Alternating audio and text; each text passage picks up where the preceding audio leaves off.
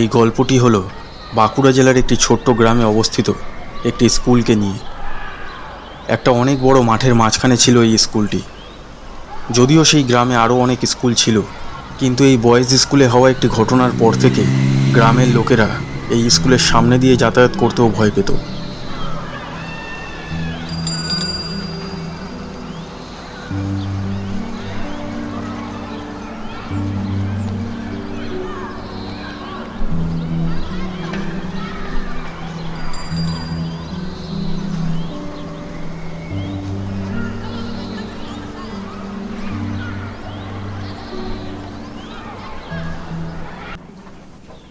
ওই স্কুলে 60 বছর বয়সী একজন বয়স্ক শিক্ষিকা ছিলেন, যার নাম ছিল সাবিত্রী। স্কুলের সবাই ওনাকে সাবিত্রী ম্যাম বলে ডাকত। শুধুমাত্র আর 2 মাস বাকি ছিল উনি রিটায়ার হতে।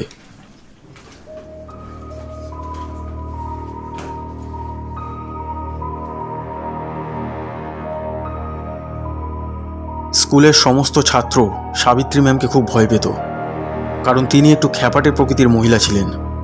আর এছাড়া তিনি কোনো কারণে বেশিরভাগ সময় রেগে রেগে থাকতেন, আর ছোট ছোট কারণে ছাত্রদের উনি খুবই কঠিন শাস্তি দিত। তাই জন্যে পুরো স্কুলের ছাত্ররা ওনাকে বেশি ভয় পেত। আমি যে হোমওয়ার্ক দিয়েছিলাম সেটা করে এনেছো তোমরা সবাই? Yes ma'am.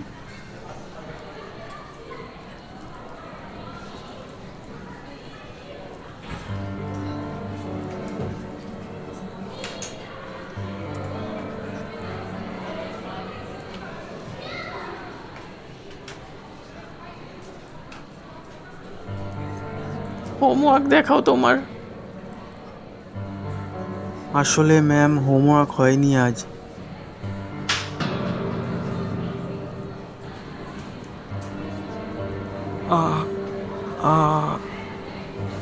সরি ম্যাম, কাল আমি হোমওয়ার্ক করে আনবো ম্যাম।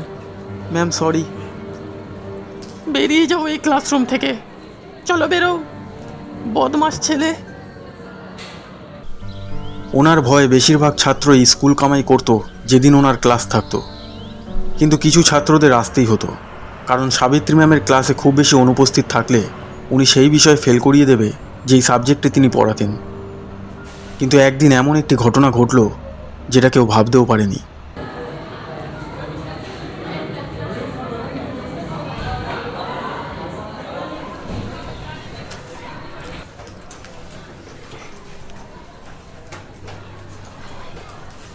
একদিন সাবিত্রী ম্যাম ক্লাস 11-এর ছাত্রদের ক্লাস করাচ্ছিলেন।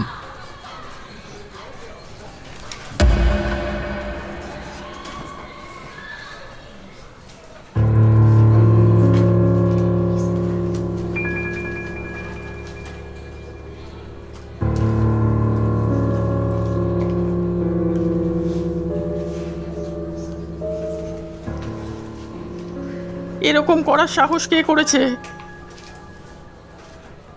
তুমি বলো, এই কাগজের বলটা আমার উপর কে ছুড়লো? আমি জানি না ম্যাম। রমেশ, তুমি বলো, এটা কে করেছে? আমিও জানি না ম্যাম।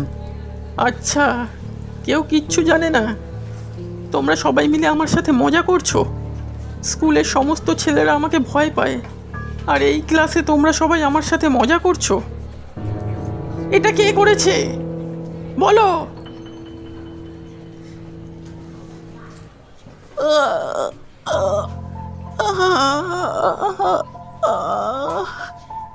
প্রচণ্ড রেগে যাওয়ার কারণে সাবিত্রী ম্যামের ব্লাড প্রেশার হাই হয়ে যায়, আর ওনার হার্ট অ্যাটাক হয়ে যায়, যার ফলে উনি মারা যান। ম্যাম কি হয়েছে? কি হয়েছে ম্যাম?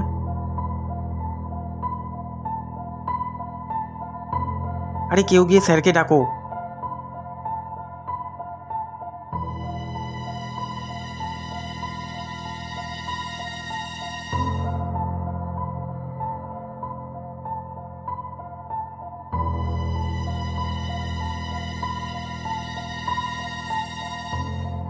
আসলে ওনার মনে হয়েছিল যে ছাত্ররা ওনাকে নিয়ে মজা করছে, আর তাই জন্যে সেই অপমান তিনি সহ্য করতে পারেননি। আর সেই দিন থেকে ওই শিক্ষিকার আত্মা ওই স্কুলের মধ্যেই ঘুরে বেড়ায়।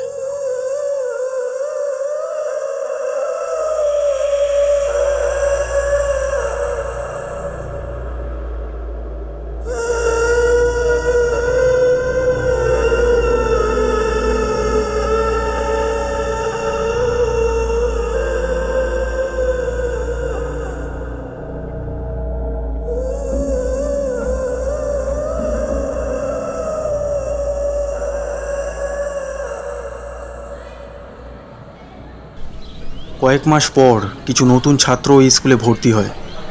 ওই নতুন ছাত্রগুলোর মধ্যে একজন ছিল শুভম। কোনো কারণে শুভম তার পুরনো স্কুল ছেড়ে দিয়ে এই স্কুলে এসে ভর্তি হয়েছিল। স্যার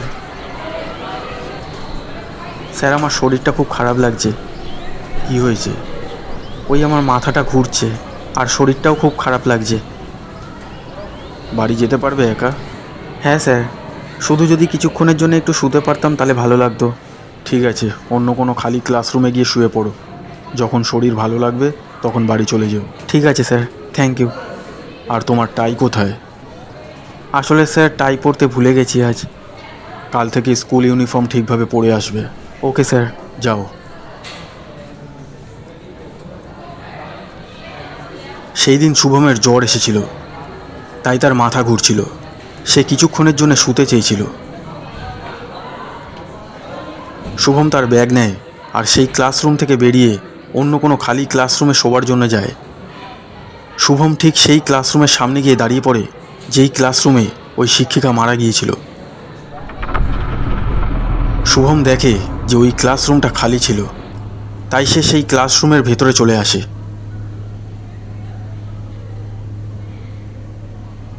শুভম সেই বেঞ্চের কাছে যায় শোবার জন্য, যেই বেঞ্চের ওপরে পাখা চলছিল।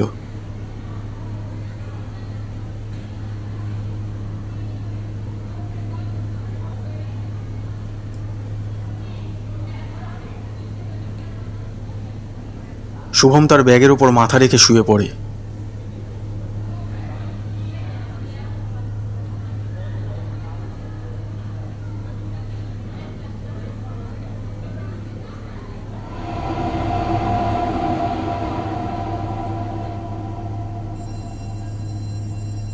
কিছু সময় পর স্কুল ছুটি হওয়ার ঘন্টি বাজে।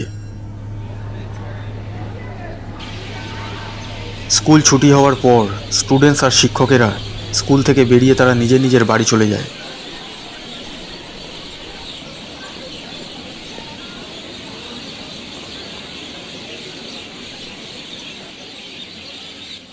সেই স্কুলের একজন কেয়ারটেকার ছিল, যার নাম ছিল অশোক। সেই কেয়ারটেকার ওই স্কুলেরই একটি অফিস রুমে থাকতো। রোজ স্কুল ফাঁকা হয়ে যাওয়ার পর অশোক সমস্ত ক্লাসরুমে চেক করার পর ক্লাসরুমের দরজাগুলো বন্ধ করে দিত। সেই দিনও সে সমস্ত ক্লাসরুমগুলো চেক করছিল যে সব ছাত্ররা ক্লাসরুম থেকে বেরিয়ে গেছে কিনা।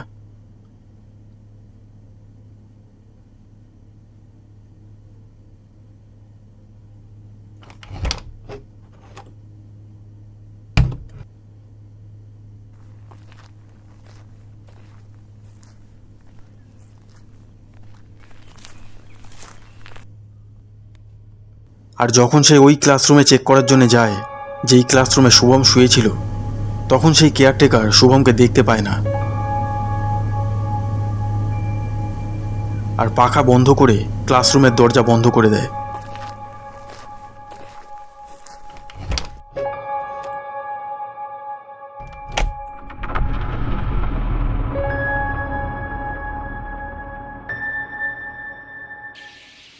অশোক প্রতিদিন সন্ধেবেলা তার বন্ধুদের সাথে তাস খেলার জন্য যেত আর রাত্রিরে হোটেলে খাবার কিনে বাড়ি ফিরত।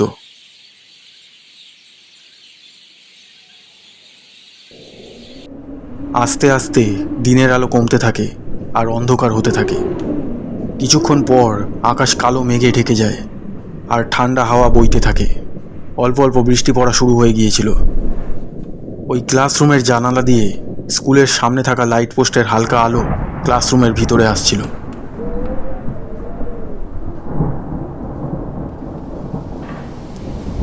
শুভম অনেকক্ষণ ধরে ঘুমাচ্ছিল। বিদ্যুৎ চমকানোর আওয়াজে তার ঘুম ভেঙে যায়। চোখ খুলতেই শুভম ভয় পেয়ে যায়।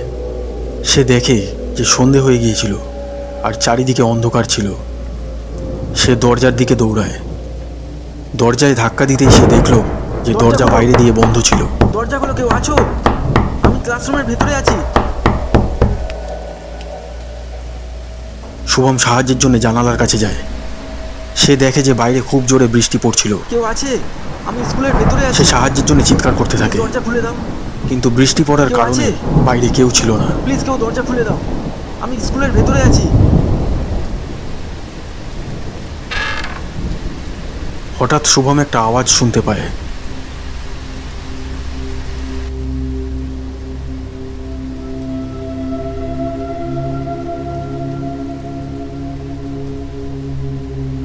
বন্ধুরা, শুভমের সাথে এবার কি হতে চলেছে তা আমরা পার্ট 2-তে দেখব। যদি আপনার এই ভিডিওটি ভালো লেগে থাকে তবে প্লিজ লাইক করবেন, আর এইরকম হরর ভিডিওস আরও দেখার জন্যে আমাদের এই চ্যানেলটিকে সাবস্ক্রাইব করে এই বেল আইকনটিকে টিপে দেবেন।